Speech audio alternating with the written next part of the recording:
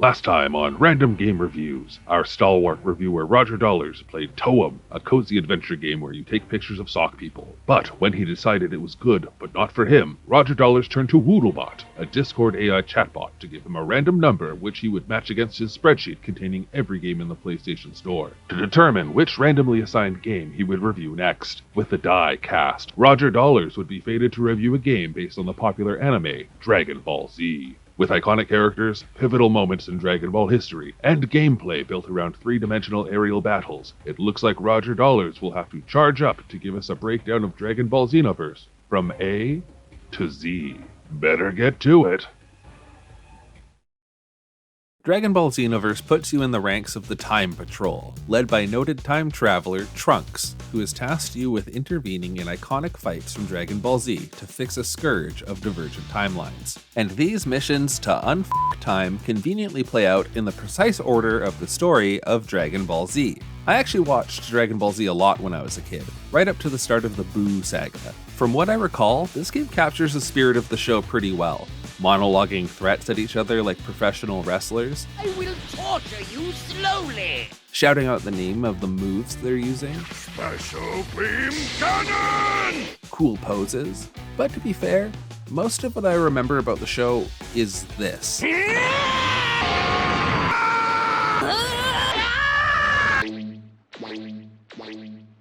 Is the story important? I didn't finish the game, but I want to say not really. There's a plot around the conspiracy to manipulate time, which I think serves mostly as scaffolding, so there's a reason to bounce from major fight to major fight. This isn't a criticism, but rather serves to highlight that this is mostly a game for people already familiar with the property rather than an entry point, since the characters and classic story arcs aren't presented with any context. For that, you'd want to play Dragon Ball Z Kakarot. But since we're not playing that, let's make our own superior character.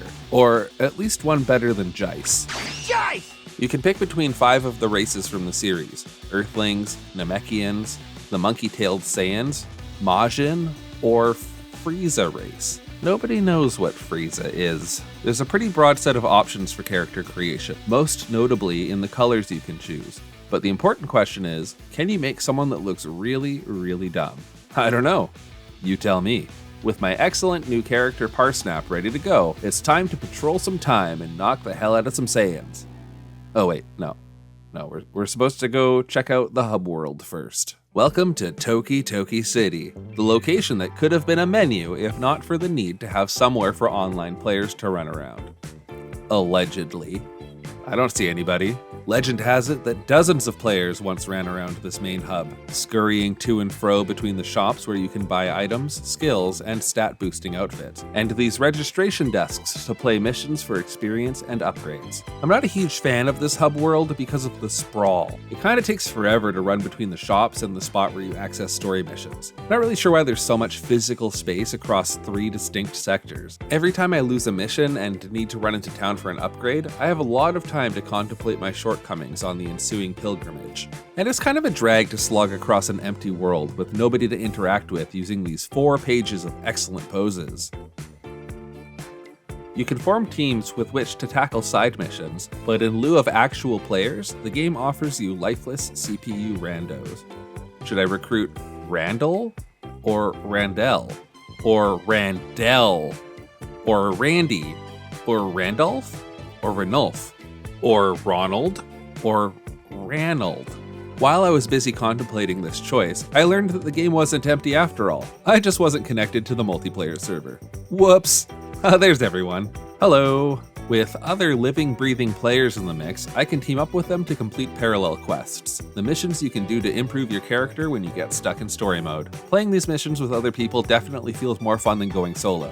When they choose to participate, that is. Now at this point in the video, you may have noticed that I'm really filling time before talking about gameplay, much like when Goku took 3 episodes to charge his Spirit Bomb during the Frieza saga. To be honest, one of my main shortcomings as a reviewer is that I'm not equipped to give technical analysis of fighting systems. I just can't wrap my head around it, and I've never deep dived it enough in any game to come off as an authority on the subject. So since this Xenoverse game is entirely about fighting, I'm going to talk about how it feels to fight in this game as a relative newcomer to the genre. The main thing that sets Xenoverse apart from a standard fighting game is that the fighting takes place almost exclusively in the air, since every character in Dragon Ball can fly. I assume by using happy thoughts like Peter Pan. The battles take place in 3-dimensional space, and this creates a lot of awkwardness that needs to be navigated. Because you can blast around the map, it's very easy for you or your opponent to create space. Closing the gap requires you to boost to catch up, but you have to let go of the boost button and the direction you were pressing to cancel out of your boost, and then orient yourself to start fighting. It took me a while to figure out how to not just get stuck flying around in circles. And because you need to be properly facing your enemy and close enough for your attacks to hit, it can be really tricky to not get the shit kicked out of you after you've engaged your foe. The game will not always automatically face you towards your opponent, even when you're locked on. So if you're not constantly reorienting yourself, you'll end up just punching and kicking the air. You do have ranged attacks in the form of shooting energy balls, but they're really easy to evade, so I felt kinda dumb just ineffectively blasting a bunch of yellow balls into the horizon. If combat in this game were like a dance, it would be less like a carefully crafted tango, and more like two uncoordinated 12-year-olds trying to pop and lock at their school's winter formal. Also, flying can be kind of weird too, since the X button is to ascend, but pushing in the left analog stick is how you descend. And this wasn't my only button mapping woe.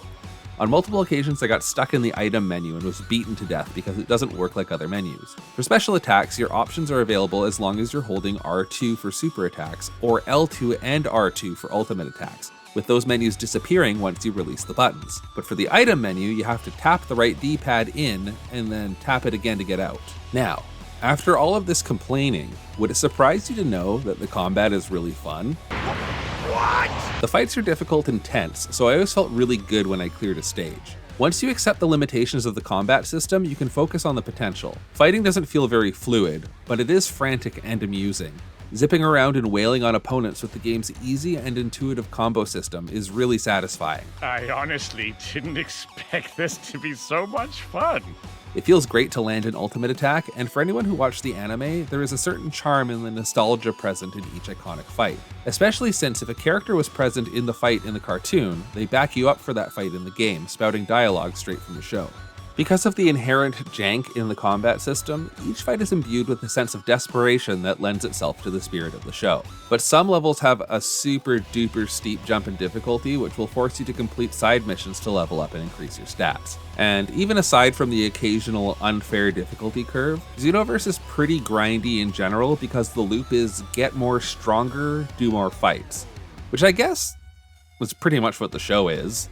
It made this a hard game to play for the channel because I maybe want to do 2 or 3 fights at most in an evening rather than put in hours at a time to push through the campaign. For that reason, I only got to the 4th saga of 10 before making this video. And I would consider playing more, but Dragon Ball Xenoverse is kind of the least intriguing Dragon Ball Z offering in the PlayStation Store. If you want to experience the story of the show, you should play Dragon Ball Z Kakarot. If you want to experience much better fighting mechanics, you should play Dragon Ball Fighter Z.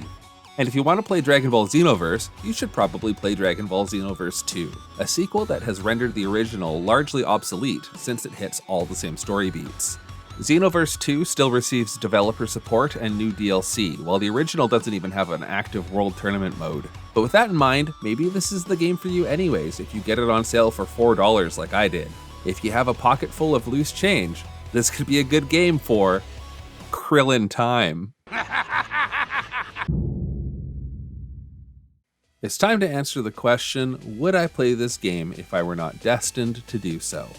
For Dragon Ball Xenoverse, the answer is no, but. The main reason I'd pass on this game is because there are 3 other Dragon Ball Z games that I'd be more inclined to play instead, with Kakarot topping that list. But on its own merits, the game is pretty decent and fun, despite feeling grindy. The combat works just well enough to prop up the game, but there's not a lot here for gamers who aren't riding a Kamehameha blast of nostalgia for what was for many people, baby's first anime.